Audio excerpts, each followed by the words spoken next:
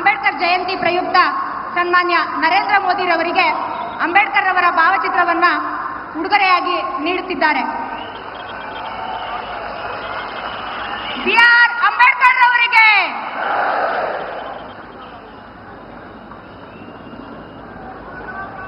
ಸನ್ಮಾನವನ್ನು ನೆರವೇರಿಸಿದಂತಹ ಎಲ್ಲರಿಗೂ ತುಂಬು ಹೃದಯದ ಧನ್ಯವಾದಗಳನ್ನು ಅರ್ಪಿಸುತ್ತೇನೆ.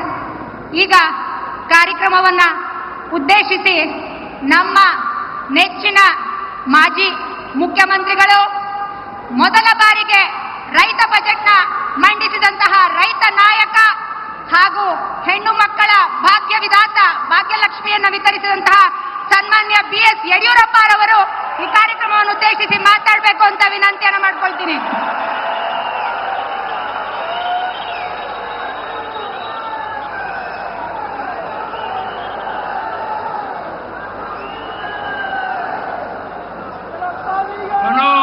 भारत माता की जय श्री राम, जय श्री राम.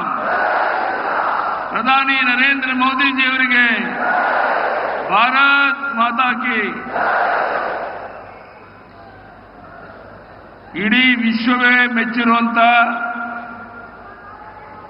ನಮ್ಮ ಪ್ರಧಾನಿ ನರೇಂದ್ರ ಮೋದಿಜಿಯವರು ಡಾಕ್ಟರ್ ಬಾಬಾ ಸಾಹೇಬ್ ಅಂಬೇಡ್ಕರ್ ಅವರ ಹುಟ್ಟುಹಬ್ಬದ ದಿವಸ ಇಲ್ಲಿಗೆ ಬಂದಿರುವಂತಹದ್ದು ನಮಗೆಲ್ಲರಿಗೂ ತುಂಬಾ ಹೆಮ್ಮೆ ತರುವಂತಹ ಸಂಗತಿ. ಅವರಿಗೆ ನಿಮ್ಮೆಲ್ಲರ ಪರವಾಗಿ ಹೃದಯಪೂರ್ವಕ ಸ್ವಾಗತವನ್ನು ಬಯಸ್ತಾ ಇದ್ದೇನೆ.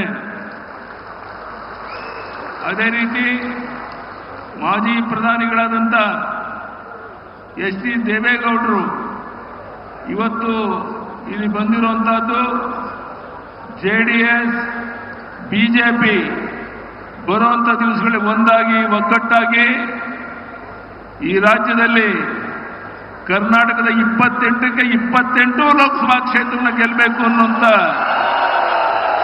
ಸಂಕಲ್ಪ ಮಾಡಿ ಬಂದಿದ್ದೇವೆ. ಇದಕ್ಕೆ ನಿಮ್ಮೆಲ್ಲರ ಆಶೀರ್ವಾದ ಬೇಕು ಅಂತ ಕೈ ಜೋಡಿಸಿ ಪ್ರಾರ್ಥನೆ ಮಾಡ್ತೇನೆ. ಸಮಯದ ಅಭಾವ ಇದೆ. ವೇದಿಕೆ ಮೇಲಿರುವಂತ ಎಲ್ಲ ಮುಖಂಡರೇ, ಲಕ್ಷಾಂತರ ಸಂಖ್ಯೆಯಲ್ಲಿ ಸೇರಿದಂತ ನನ್ನ ಆತ್ಮೀಯ ಬಂಧುಗಳೇ, ಅಣ್ಣ ತಮ್ಮಂದಿರೇ, ತಾಯಂದಿರೇ, ಮಾಧ್ಯಮದ ಸ್ನೇಹಿತರೆ, ಇವತ್ತು ಇಡೀ ವಿಶ್ವವೇ ಭಾರತದ ಕಡೆ ನರೇಂದ್ರ ಮೋದಿಜಿ ಅವರ ಕಡೆ ನೋಡ್ತಾ ಇರೋದು ನಿಮಗೆಲ್ಲ ಗೊತ್ತಿರುವಂತ ಸಂಗತಿ.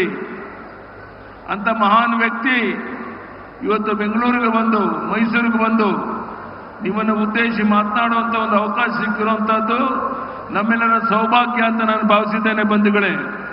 ಅದೇ ರೀತಿ ಮಾನ್ಯ ಮಾಜಿ